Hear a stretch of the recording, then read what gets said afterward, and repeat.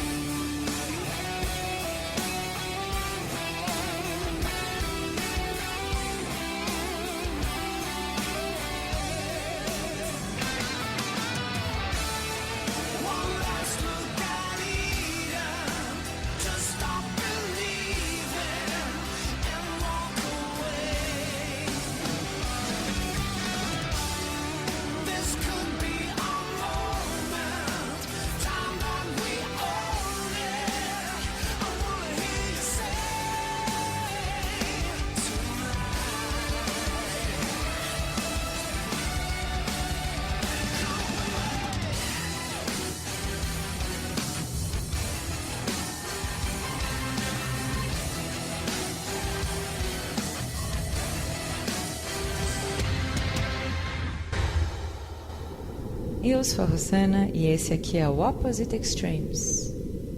O tema: Gênese humana. A mais completa fonte de informações a respeito de nossa origem se encontra entre os achados arqueológicos da civilização suméria. Os sumérios foram os cofundadores da primeira grande civilização da Mesopotâmia, como era chamada a região compreendida entre os rios Tigre e Eufrates, que nascem nas montanhas da Turquia e desembocam no Golfo Pérsico, onde atualmente está situado o Iraque.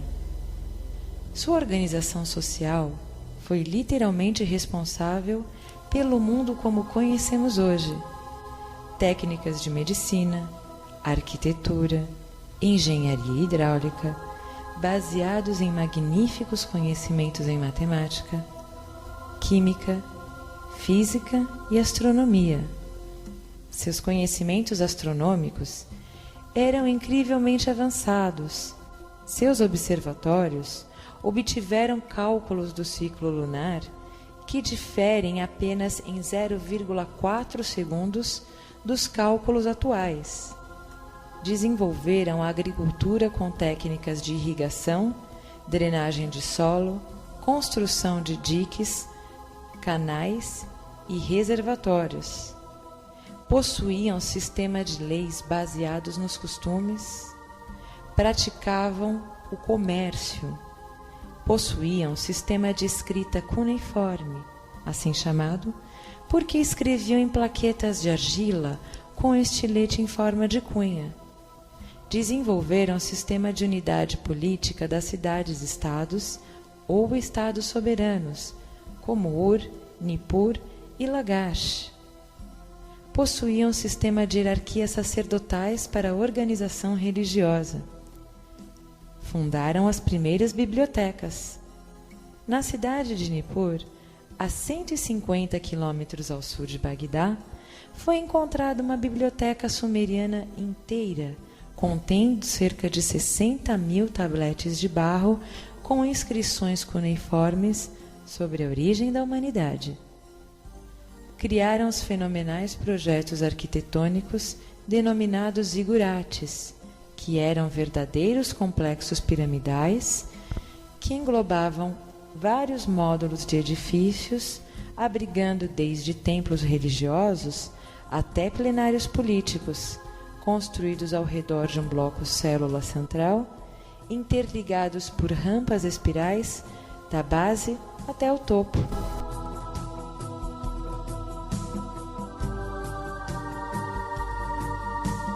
O maior especialista em cultura suméria foi o historiador e arqueólogo Zecharia Sitchin, nascido na Rússia, criado na Palestina, onde adquiriu profundos conhecimentos de arqueologia e história oriental.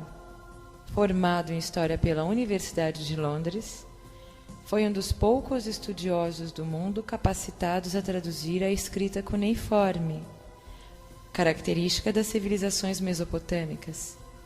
Trabalhou como jornalista e editor em Israel. Foi escritor e consultor da NASA até a data de seu falecimento, em 9 de outubro de 2010. Sitchin traduziu massivamente ao longo de sua vida os escritos de mais de 2.000 placas sumérias encontradas em suas pesquisas arqueológicas.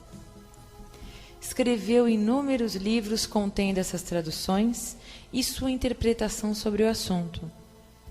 Basicamente, o legado do conhecimento sumério revela que a Terra teve origem através da colisão de dois gigantescos corpos celestes, Nibiru e Tiamat.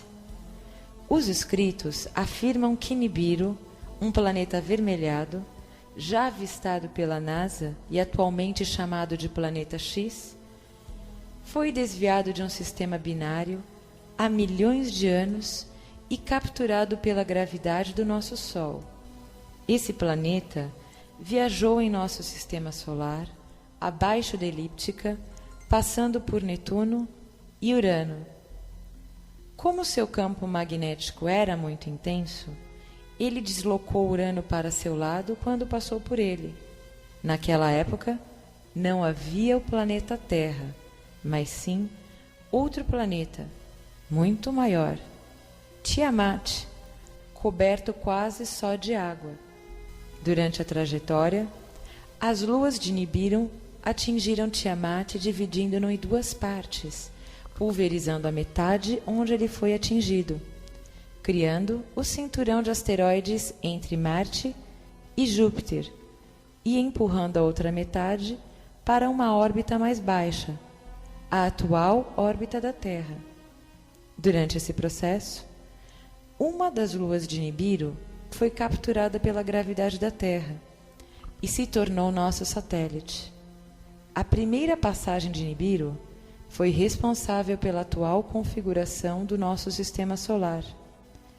Plutão era uma lua de Saturno que foi arrancada de sua gravidade e empurrada para sua atual órbita. Em fevereiro de 2000, chegava ao fim a missão NEAR, sonda NEAR, da NASA, chefiada pelo Dr. Chang, confirmando essa gigantesca trombada celeste no início do nosso sistema solar.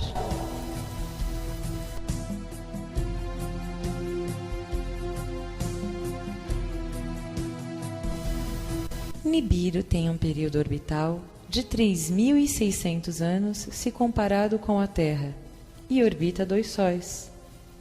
Os sumérios descreveram-no como sendo 4 vezes maior do que a Terra, de cor avermelhada e responsável por grandes catástrofes no nosso planeta durante suas passagens através do nosso sistema solar. Eles explicam que a aproximação desse planeta foi a causa do dilúvio citado na Bíblia, devido a um deslocamento polar na Terra. Os estudiosos do legado sumério têm se questionado como seria possível que uma civilização tão antiga tivesse informações tão precisas sobre astronomia numa época onde supostamente não haviam equipamentos tecnológicos. A resposta está no trabalho de Zecharia Sitchin. O conhecimento sumério sobre o sistema solar só poderia ser obtido por meio de uma fonte externa que fosse capaz de viajar pelo espaço e observar esses eventos. A dimensão do trabalho de Sitchin é tão importante que ele foi consultor pessoal de 2 generais norte-americanos, Colin Powell e Norman Schwarzkopf, durante a Guerra do Golfo.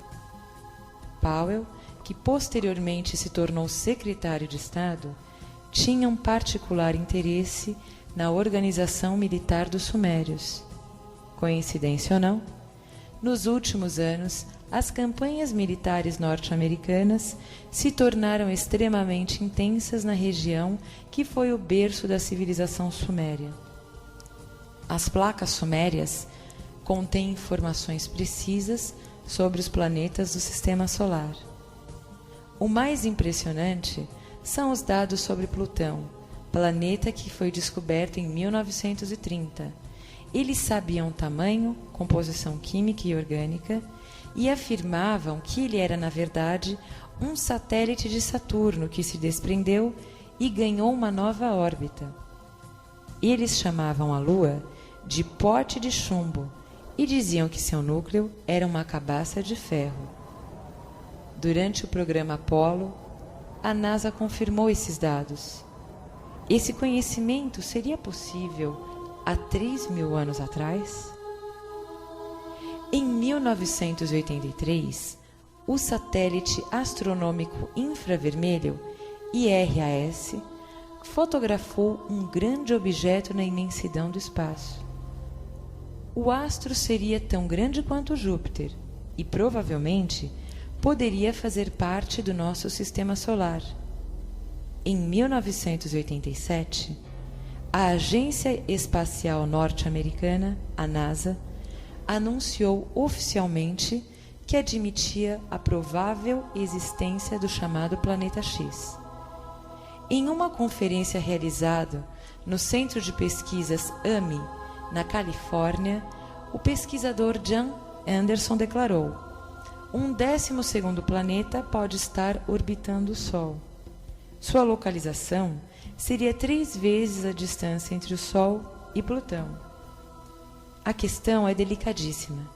De um lado, temos os escritos de milhares de anos sobre a formação da Terra, com informações precisas e riquezas de detalhes, traduzidos por Zecharia Sitchin.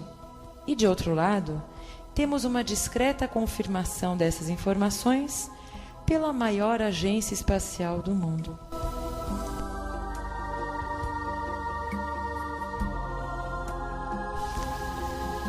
A questão da origem do planeta Terra e da humanidade é, de fato, extremamente delicada, porque ameaça completamente o mainstream social moderno, pelo menos nas sociedades ocidentais. A humanidade é guiada pela ciência ou pela religião, pelo empirismo ou pela fé. Entretanto, tanto um como o outro se tornaram instrumentos de poder para grupos poderosos interessados em dominar as grandes massas populares. Sistematicamente, os dois extremos têm ocultado ou distorcido ao longo da história informações sobre a origem do homem no planeta. No campo científico, homens como Charles Darwin introduziram a humanidade a acreditar que o homem evoluiu progressivamente e naturalmente de um tipo de antropóide.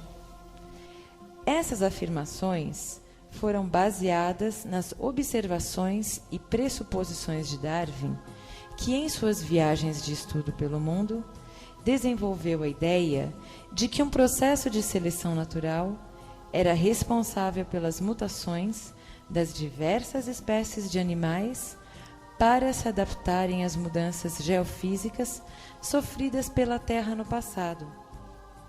Até aí, tudo coerente. Porém, Darwin precipitadamente conclui que os seres poderiam sofrer qualquer mutação para se adaptarem.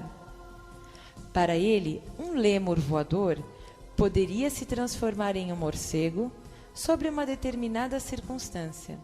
Dizia: "Não vejo qualquer dificuldade em acreditar na possibilidade de que a seleção natural possa desenvolver a membrana no lêmur voador, até transformá-la num verdadeiro membro alado, à semelhança do que deve ter ocorrido com o morcego." Seguindo essa linha de pensamento, ele concluiu que um símio poderia ter perdido os pelos, a cauda, ter erguido a coluna vertebral, adquirido inteligência e se tornar o homem de maneira natural. Atualmente, o darwinismo também tem sido chamado de teoria da origem inferior das espécies. A antítese ao evolucionismo de Darwin é a teoria da origem superior das espécies, uma variação da teoria criacionista baseada nas descobertas de fósseis humanos descomunais e de ruínas de construções megalíticas encontradas em várias partes do mundo. O pesquisador suíço Erich von Däniken, um dos primeiros defensores modernos da teoria da origem superior, tendo viajado meio mundo, dedicado boa parte de sua vida ao estudo das civilizações antigas, tais como sumérios, babilônios, hindus, incas, maias e astecas, foi pioneiro na abordagem técnica sobre a influência de seres extraterrestres no desenvolvimento da vida na Terra. A despeito de inúmeras difamações e ataques sofridos, escreveu vários livros. O mais destacado eram Os Deuses Astronautas. Esses livros enfatizavam sistematicamente que as mutações fisiológicas, além do fator inteligência, foram introduzidos no hominídeo ancestral pela engenharia genética, resultando no Homo sapiens. Todo o processo civilizatório, segundo ele, foi igualmente introduzido pelos mesmos seres, supostamente superiores, gradativamente. Däniken, através de seminários e palestras, foi o primeiro pesquisador a confrontar o sistema e expor publicamente essa linha de pensamento. Seus trabalhos, muito ricos em detalhes, são referências obrigatórias para quem estuda esse assunto, sendo inclusive mencionado por Zacarias Sitchin. Segundo os sumérios, essa raça de extraterrestres eram os Anunnakis, ou os do céu que estão na terra, que mais tarde foram chamados de Elohim, senhores do céu. Humanoides gigantes, vindos do planeta Nibiru, e que, devido a problemas do seu ecossistema, decidiram iniciar um processo de colonização no planeta Terra por volta de 450 mil anos atrás. A primeira expedição Anunnaki, liderada pelo mega-cientista Enki, ou Senhor da Terra, aterrissou na região do Golfo Pérsico, onde estabeleceu a primeira base de operações, chamada Eridu, ou Lar Longínquo Construído. O plano original era extrair ouro do mar, o que de fato foi feito, mas à medida que esse processo foi ficando inviável, a única alternativa foi extrair o minério do sudeste da África, que já havia sido explorada por Enki. Sem perda de tempo, ele partiu para o continente africano com uma equipe e ergueu o complexo Abzu. O ouro obtido nas minas da região era transportado em embarcações até a Mesopotâmia para derretimento e refinamento. Em seguida, os lingotes eram enviados através de uma nave de carga até outra nave que ficava orbitando a Terra, aguardando a chegada periódica de uma nave-mãe que levava o precioso metal para Nibiru para ser usado como partículas suspensas na atmosfera, a fim de conter o avanço de um fenômeno semelhante ao efeito estufa. A ampliação das atividades de mineração trouxe uma segunda expedição liderada pelo comandante Enlil, ou Senhor do Comando. Ele era meio-irmão de Enki, e logo os Anunnaki ergueram um gigantesco complexo logístico nas imediações do Monte Ararat. Enki e Enlil eram filhos do governante de Nibiru, Anu, ou Senhor das Alturas, mas eram rivais, devido ao fato de que, mesmo sendo primogênito, Enki não era o primeiro na linha de sucessão do trono nibiruano, mas sim Enlil.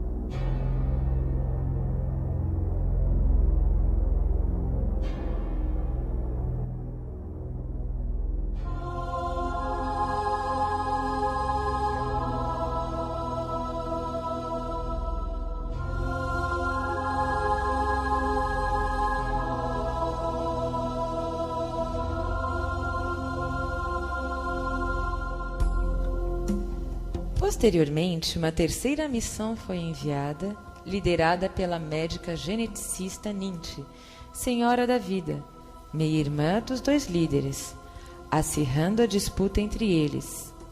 Contudo, ao longo do trabalho dos Anunnaki, que já eram aproximadamente 600 na Terra, além de mais 300 em órbita, uma série de conflitos culminaram em um motim durante uma expedição de rotina nas minas africanas.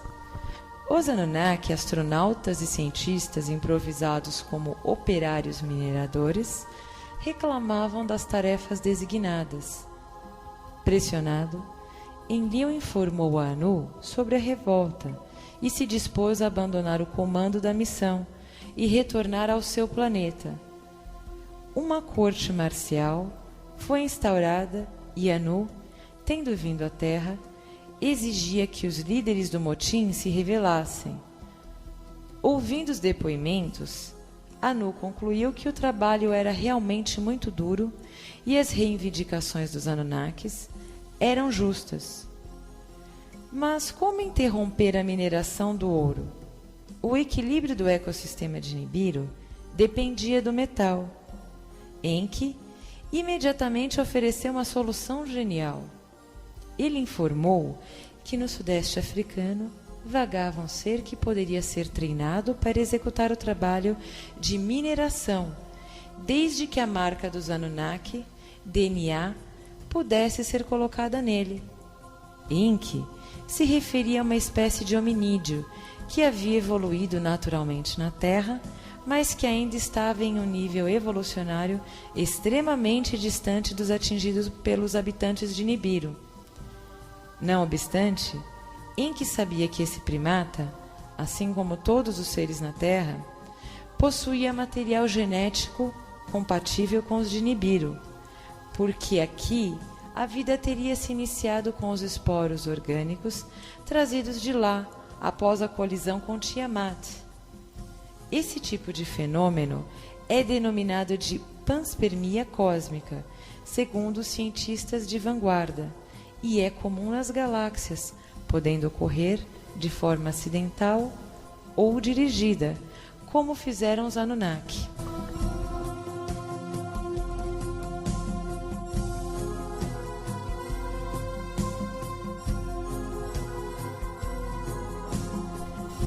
Na unidade médica de Abzu, Enki e Ninti concluíram que poderiam extrair o óvulo de uma fêmea primata, fertilizá-lo in vitro com o espermatozoide de um macho Anunnaki e implantá-lo no útero de uma fêmea Anunnaki. Após muitas tentativas e erros, estava criado o modelo perfeito do Homo sapiens. O processo foi repetido várias vezes, formando a primeira geração de híbridos humano-alienígenas na Terra, que, contudo, eram estéreis. À medida que os Lulu, ou trabalhadores primitivos, eram desenvolvidos e encarregados no trabalho de mineração na África, os Anunnaki que trabalhavam na Mesopotâmia começaram a invejar os seus colegas e a clamar pela presença de humanos naquela região. Apesar das objeções de Enki, Enlil apoderou-se de um grupo de terráqueos e os levou para a principal base do Golfo Pérsico, o Eridu. A característica de longevidade do relógio biológico dos Anunnaki, onde um ano corresponde a 3.600 anos terráqueos, não foi inicialmente introduzida no material genético da primeira geração de humanos, que envelhecia rapidamente e tinha vida curta, o que levou Enki a aperfeiçoar a manipulação genética dos híbridos usando seu próprio esperma. Ele e Ninti desenvolveram outro modelo perfeito de terráqueo, um macho que foi o primeiro representante da raça adâmica, o Adamo ou Adapa, aquele nascido na Terra. Este possuía alto grau de inteligência e longevidade maior. Em princípio, os primeiros híbridos machos e fêmeas eram estéreis e foram gerados no útero de Ninti e das enfermeiras voluntárias de sua equipe médica.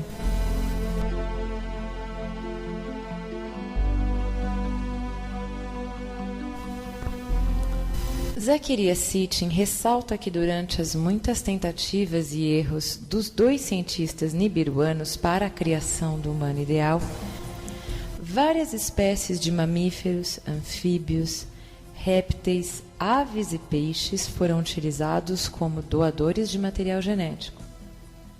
O resultado dessas ousadas experiências foram seres antropomórficos, de aspecto exótico ou monstruoso, que ficaram conhecidos ao longo da história como quimeras, entre eles centauros, cíclopes, árpias, tritões, sereias, minotauros, hidras, górgonas, sátiros. Eram criaturas que possuíam cabeça e tronco humanos e membros inferiores de animais, ou às vezes o inverso, uma bizarra combinação de ambos ou vários animais, ou ainda seres humanos com 2 pares de membros superiores. Algumas placas sumérias com anotações de Enki a respeito dessas experiências revelam que muitos tinham sérios problemas biológicos, mas outros se adaptavam bem e desenvolviam, inclusive, alto grau de inteligência. Ao contrário do que se pensa, esses seres não eram meros mitos, mas sim resultado de avançada engenharia genética. A ciência moderna, secretamente, tem dado os primeiros passos em direção a essas atividades. Por exemplo, transplante de órgãos de animais em seres humanos.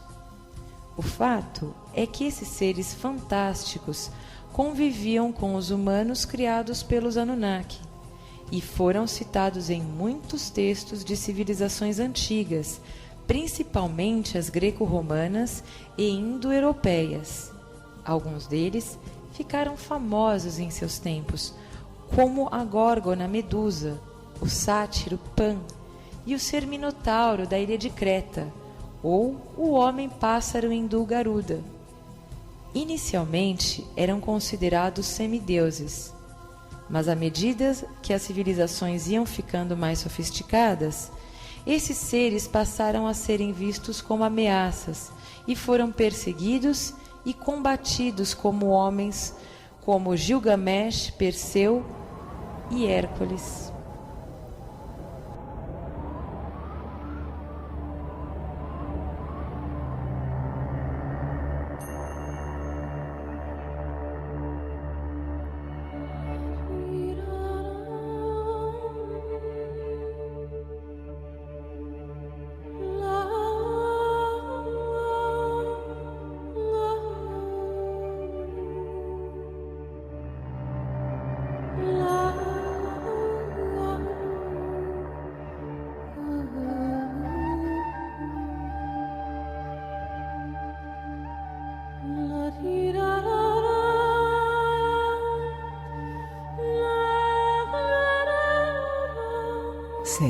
Seres. FM. Proyecto Ceres te invita a compartir nuestra radio Ceres FM desde Montevideo, Uruguay, para todo el planeta a través de internet. Y ahora también podés acceder al link canal.ceres. Compartiremos nuestros videos, avistamientos, programas de la radio, música producida exclusivamente por Ceres. Allí están los protagonistas, los verdaderos, en Ceres, el proyecto de todos. Ceres. FM.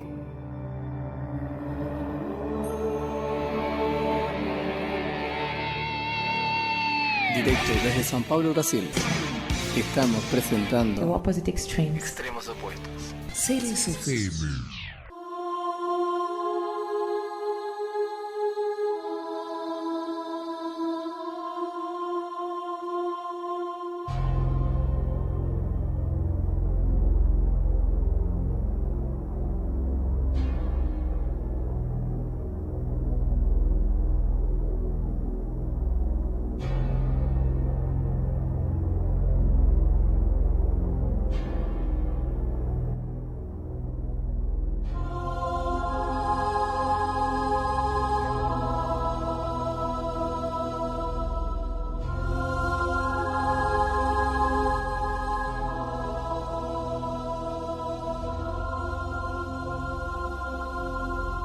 A despeito das quimeras, o projeto do Homo sapiens foi bem sucedido, mas a primeira geração de híbridos não procriava.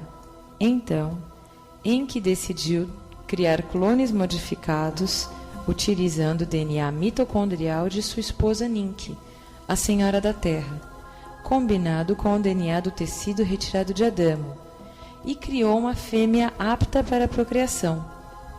Sendo assim, Adão e Eva, do livro de Gênesis, receberam o fruto do conhecimento, ou seja, foram iniciados no conhecimento sobre procriação, além de outros assuntos. Sitchin diz ainda que o mito da serpente tentadora do Éden se refere ao termo Nahash, portador do conhecimento, um dos muitos epítetos de Enki, que enalteciam suas habilidades científicas. O brilhante Anunnaki possuía um cajado de metal em forma de haste circundado por 2 serpentes, em referência à dupla hélice do DNA humano. Este símbolo, o caduceu, foi adotado pela medicina em todas as épocas. O fato é que Enki e Ninti eram brilhantes cientistas e dominavam plenamente a ciência da manipulação genética, se referindo a ela como a ciência da árvore da vida. Sitchin revela uma curiosidade interessante. A palavra mãe se originou de Mami, um dos epítetos suméricos de Ninti, a Senhora da Vida. Com amplo entendimento, ele o aperfeiçoara. Para ele dera o conhecer. A vida eterna não lhe concedeu. Gênesis.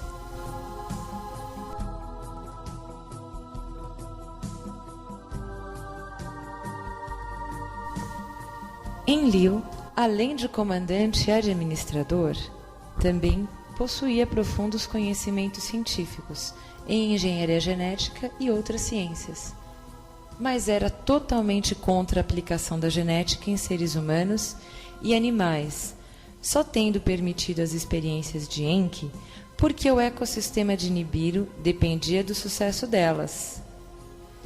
Enlil fazia uso dos seus conhecimentos somente para a modificação de sementes e grãos de vegetais, e Enki, além das experiências com os humanos, modificava animais que seriam usados para alimentação ou produção, como vacas e ovelhas. Não é possível afirmar se Enlil realmente era contra as experiências com humanos por valores morais ou somente para rivalizar o irmão. Ele sempre mantinha Nu informado sobre tudo o que ocorria na Terra, que, curioso para ver o resultado do trabalho de Enki e Ninti, ordenou que Adapa fosse levado em sua presença. Enki temia que este consumisse alguma substância que aumentasse o seu ciclo biológico e o induziu a evitar os alimentos que fossem oferecidos. Contudo, Anu, surpreso com a perfeição da criação, quis que o Adapa fosse mantido em Nibiru, mas ele acabou sendo trazido de volta à Terra e ficou temporariamente sob a guarda de Enlil, na base Éden, lar dos justos, no Oriente Médio. Eventualmente, Adapa e sua fêmea começaram a amadurecer sexualmente, e esse fato irritou profundamente Enlil, que sempre se opunha aos planos de Enki e, tomado pela ira, os expulsou da base. Eles retornaram para a base africana Abzu e começaram a reproduzir. Sua prole era então clonada por Enki para acelerar e ampliar a descendência e as gerações futuras, que geravam mais e mais humanos de agradável aparência física e portadores do gene da longevidade Anunnaki, embora vivessem bem menos que eles.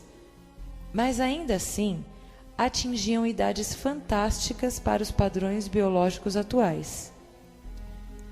Os textos do Antigo Testamento falam que os homens das primeiras gerações adâmicas viviam centenas de anos e, em alguns casos, quase atingiam a idade de 1000 anos, como, por exemplo, Matusalém, Noé e Enoque, que foram alguns dos principais patriarcas pré-diluvianos.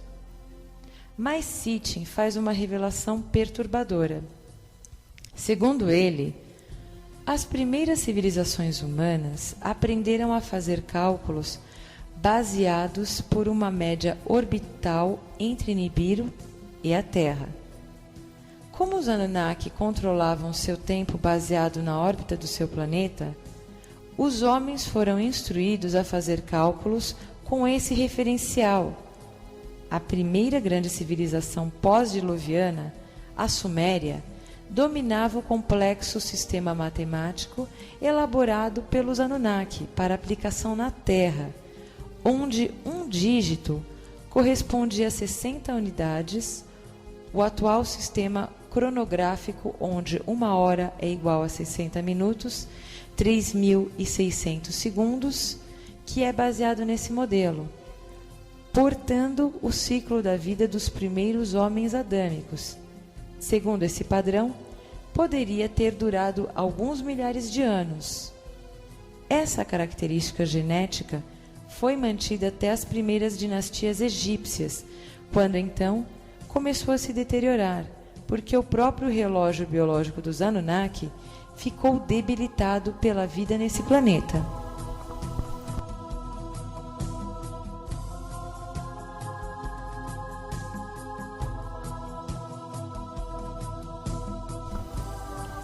Sitchin faz uma observação em seus livros a respeito da raça adâmica e da origem do nome Adão. Ele admite que possivelmente não houve um indivíduo assim chamado, mas de fato o primeiro modelo ideal do Homo sapiens ficou famoso entre os Anunnaki e os homens da Terra, porque foi a primeira matriz biológica e porque gozava da proteção de Enki, que o chamava de Adapa, nascido na Terra. Se de fato ele foi clonado, é possível que em determinado momento o termo passou a se referir a toda a primeira geração de homens. Sendo assim, é provável que algumas citações históricas distorceram o termo Adão, Adamo, Adapa para o singular, como foi feito com a palavra Elohim, que significa deuses e não Deus. Um detalhe interessante sobre a descendência de Adão e Eva pode ser observado no incidente de Caim e Abel. Sitchin tem uma teoria muito interessante, em que teria ensinado a pecuária aos homens e Enlil a agricultura. Caim e Abel eram respectivamente agricultor e pastor e lideravam grupos de trabalhadores nessas atividades. As constantes disputas entre os dois líderes Anunnaki acabaram influenciando o comportamento dos humanos. Desentendimentos e ciúmes entre os trabalhadores acabaram culminando no assassinato de Abel. Então Caim foi condenado ao exílio por Enlil, que ficara perplexo diante da primeira demonstração de violência entre os homens e pretendia evitar que aquilo gerasse uma reação em cadeia. Tomado de pavor de uma vingança, Caim teria implorado Enlil que o protegesse. O comandante Anunnaki, irado pelo crime contra seu pupilo Abel, se manteve irredutível na decisão, mas pediu a Ninti que fizesse uma modificação genética para que os outros homens soubessem que ele carregava um sinal de Deus e não fosse molestado. A famosa marca de Caim, citada no Antigo Testamento, consistia em uma alteração cromossômica para que os seus descendentes não tivessem pelos faciais. Banido, Caim teria vagado com sua família e seguidores por longas distâncias, e Sitchin sugere que eles teriam chegado até a América Central e se fixado lá. Sua descendência ignorada pela história teria sido a base genética dos ameríndios, que tem como característica principal a ausência de pelos faciais. Ao longo dos milênios, as gerações de humanos deixavam de ser apenas trabalhadores ou escravos nas minas. Eventualmente, aprendiam as novas tarefas e logo cozinhavam, dançavam, tocavam músicas, eram instruídos em todas as ciências e até construíam casas para os deuses, que eles chamavam de templos. Logo, o objetivo central da missão foi desaparecendo, e os Anunnaki pareciam se agradar daquele excelente tipo de vida na Terra. Porém, como havia poucas mulheres nibiruanas na Terra, muitos Anunnaki se sentiram atraídos pelas fêmeas humanas e começaram a tomá-las por suas mulheres. Quando os filhos dos deuses viram que as filhas dos homens eram bonitas, as tomaram como esposas. Desse cruzamento, nasceram os híbridos gigantes, os chamados Nefilins, Anakins, Refaíns, ou titãs.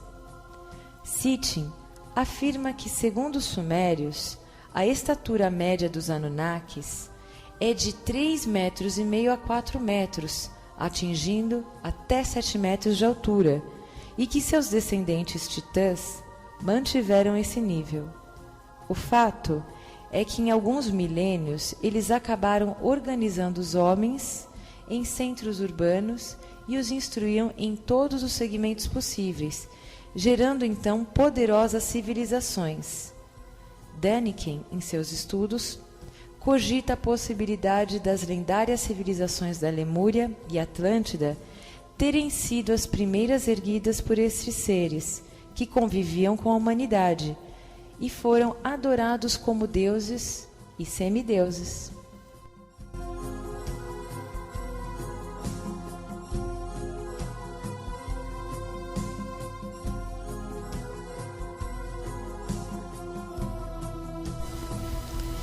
Porém, em certo momento, as relações entre homens e Anunnaki ficaram comprometidas por ódios e paixões, levando-os a toda sorte de comportamentos bizarros, que se agravavam mais ainda pela aproximação do planeta gigante Nibiru, que já estava causando terríveis mudanças no clima agradável do planeta, e logo os flagelos naturais, somados às perturbações sociais, causaram a deterioração moral daquela sociedade híbrida. Esses fatos irritavam seriamente Enlil, que estimulava cada vez mais a desconfiança em Anu nas altas hierarquias Anunnaki, que já repudiavam o comportamento dos alienígenas nesse planeta. Cedendo à pressão de Enlil, Anu ordenou que os chefes Anunnaki se reunissem para um conselho em julgamento da humanidade para decidirem o que deveria ser feito como punição. Aproveitando a nova passagem de Nibiru pelo sistema solar, o que causaria um cataclisma na Terra, Enlil e Anu votaram por deixar a humanidade ser dizimada. Essa decisão acabou aceita pela maioria do conselho, mas sob protestos veementes de Ninti e Enki. O fato é que prevaleceu a pressão e o poder de persuasão de Enlil sobre Anu, que obrigou o conselho a prestar juramento de que não alertaria os homens quanto à catástrofe iminente. A grande verdade é que o transtorno planetário foi usado por Enlil para fazer uma limpeza racial na Terra, porque não admitia a miscigenação entre Anunnakis e terráqueos. Viu o Senhor que era grande a maldade do homem na Terra, e que toda a imaginação dos pensamentos de seu coração era má. Então arrependeu-se o Senhor de haver feito o homem na terra, e isso lhe pesou no coração. E assim disse o Senhor: destruirei da face da terra o homem que criei, tanto o homem como o animal, os répteis e as aves do céu, porque me arrependo de os haver feito. Gênesis. Inconformado e temendo por sua obra, Enki designou secretamente um homem, de nome sumério Ziusudra, Noé ou Noá em hebraico, para reunir grupos de humanos e espécies animais diferentes que seriam salvas das inundações do planeta causadas pelos deslocamentos dos polos, devido à aproximação de Nibiru, em uma nave submarina submergível desenvolvida por ele para essa finalidade. Enki elaborou ocultamente um plano de sobrevivência para os seres selecionados por Ziusudra, pois não ousava desafiar seu pai Anu nem as hierarquias de Nibiru. Sem tornar conhecido seu plano, os Anunnaki evacuaram a Terra e de suas naves estacionadas na órbita do planeta observaram o desastre e se entristeceram, sofrendo pela destruição daquela grandiosa obra e amargurados por terem abandonado os humanos ao terrível cataclisma. Com a passagem de Nibiru, duros tempos se iniciaram na Terra. Um detalhe curioso revela o grau de comprometimento de Enki com a humanidade naquele momento. Tendo sido obrigado a prestar juramento, ele não podia revelar aos homens sobre o perigo iminente e nem ajudá-los, mas, inconformado com a situação, encontrou uma peculiar maneira de alertar, pelo menos um pequeno grupo.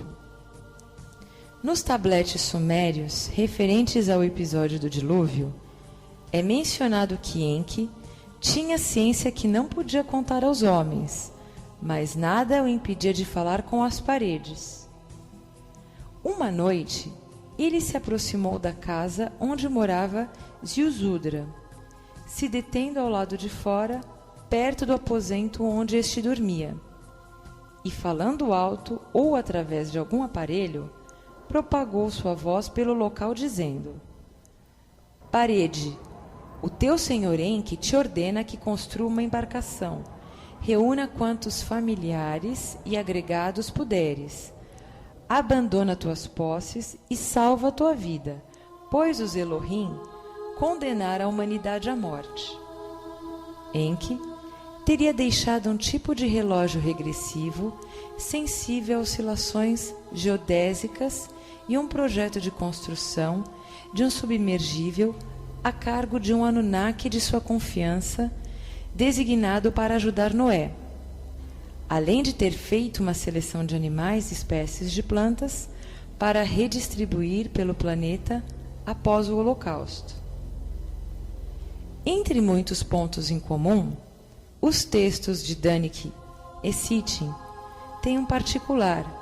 Chama a atenção que os dois autores afirmam que no processo de exploração do nosso sistema solar, os Anunnaki teriam construído bases de operação em Marte e nas suas luas. Existem fotos da sonda Mariner sobre essas bases e também em nossa Lua. Nos primeiros milênios após sua chegada à Terra, essas bases teriam servido de escalas até Nibiru durante o período de transporte do ouro extraído aqui, e além da mineração na Terra, os Anunnaki também extraíam silício da nossa Lua. Sendo assim, Sitchin argumenta que essas bases teriam servido de refúgio para os extraterrestres durante os anos pós-diluvianos, quando os elevados níveis dos oceanos não permitiam retorno à Terra.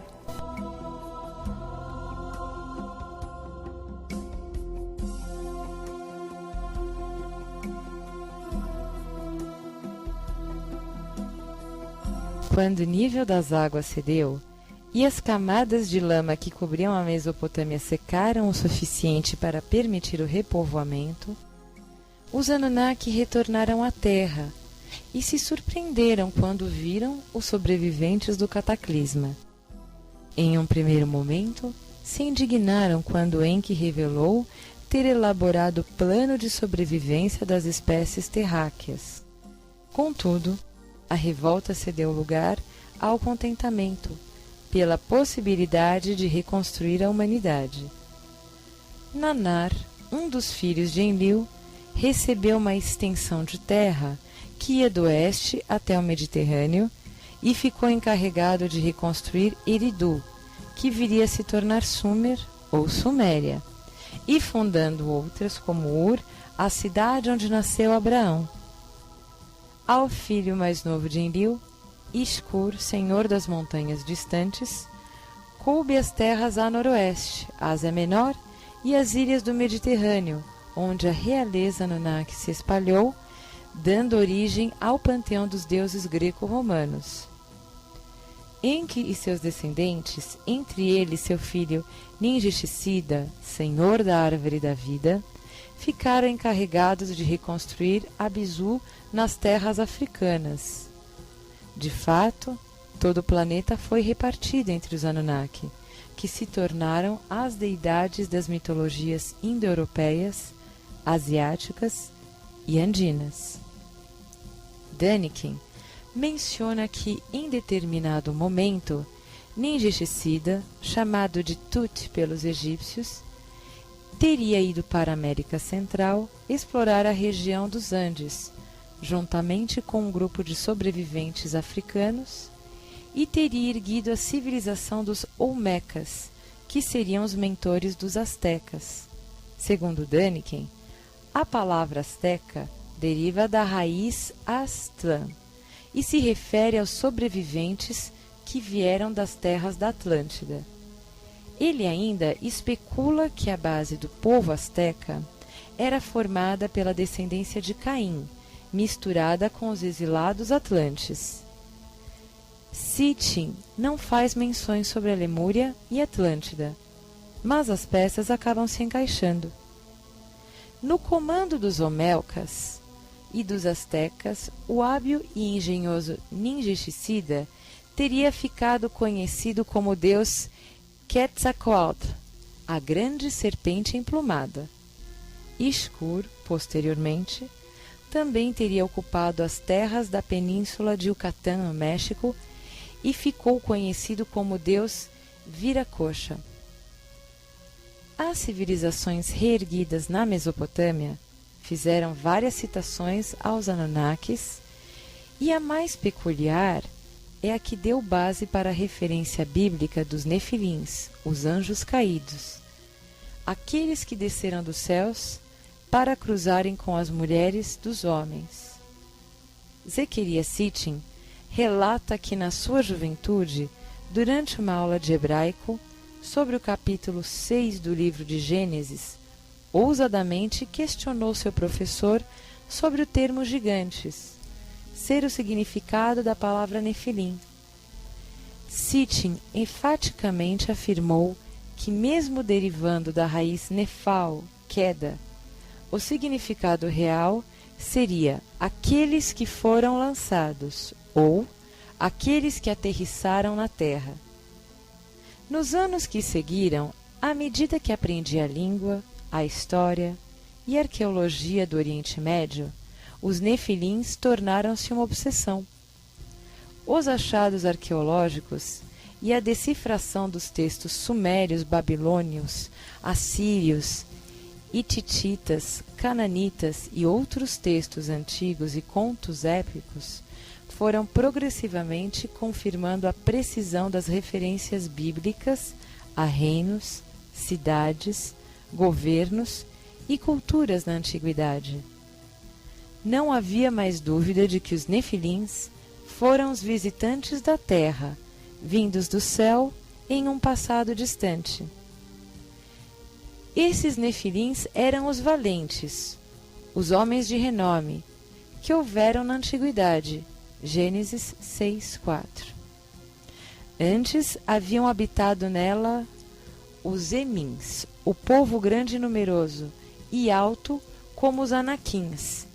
Eles também são considerados Refaíns, como os Anaquins, mas os Moabitas lhes chamam Emins. Deuteronômio 2:10-11. Porque só Og, rei de Bazã, ficou de resto dos Refaíns. Eis que o seu leito, um leito de ferro, não está porventura em Rabá dos Amonitas? O seu comprimento é de 9 côvados, 4 metros, e de 4 côvados, 1,78 metros. A sua largura, segundo côvado em uso. Deuteronômio 3:11. Também vimos ali os Nefilins, isto é, os filhos de Anak, e éramos aos vossos olhos como gafanhotos. Números 13:33. Então saiu do arraial dos filisteus um campeão, cujo nome era Golias de Gate, que tinha de altura 6 côvados e 1 palmo, 2,98 metros de altura. 1 Samuel 17:4. Os relatos das civilizações antigas estão repletos de referências a seres de tamanho gigantesco, força descomunal e portadores de tecnologias avançadíssimas, participando direta ou indiretamente nas sociedades humanas. Devido às suas potencialidades, eles foram sistematicamente considerados divindades. Os nefilins da mitologia hebraica, o panteão egípcio, os deuses do Olimpo, cíclopes e titãs da mitologia greco-romana, Osuras, Asuras e devas da mitologia hindu, os guerreiros do Valhalla da mitologia escandinava, não eram outros senão os Anunnaki, gigantes astronautas de tempos imemoriais vindos do planeta Nibiru. Particularmente, os sumérios sempre foram pragmáticos ao explicar de onde eles vieram, por que estavam aqui e por que agiam como agiam. E sem sombra de dúvida, as gritantes marcas das atividades desses seres estão definitivamente espalhadas pelo mundo, em monumentos monolíticos e ruínas milenares espalhadas pelos continentes e mesmo no fundo dos oceanos, e certamente na estrutura genética dos seres humanos, nos genes recessivos, desafiando a nossa medíocre compreensão. Não admitir tal verdade é uma tolice, que pode ter um custo muito, muito alto para a humanidade. Eu sou a Rossana e esse é o Opposite Extremes.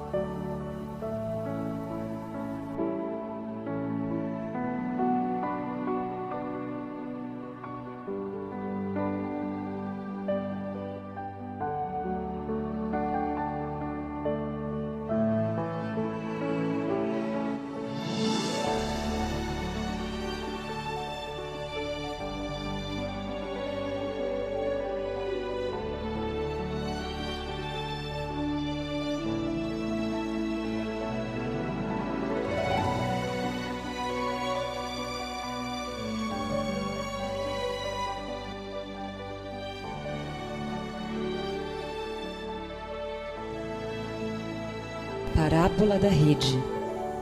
Finalmente, o reino dos céus é semelhante a uma rede que foi lançada ao mar e apanhou peixes de toda espécie. E depois de cheia, os pescadores puxaram-na para a praia, e sentados puseram os bons em cestos, mas deitaram fora os ruins. Assim será no fim do mundo. Sairão os anjos e separarão os maus dentre os justos, e lançá-los-ão na fornalha do sofrimento. Ali haverá choro e ranger de dentes.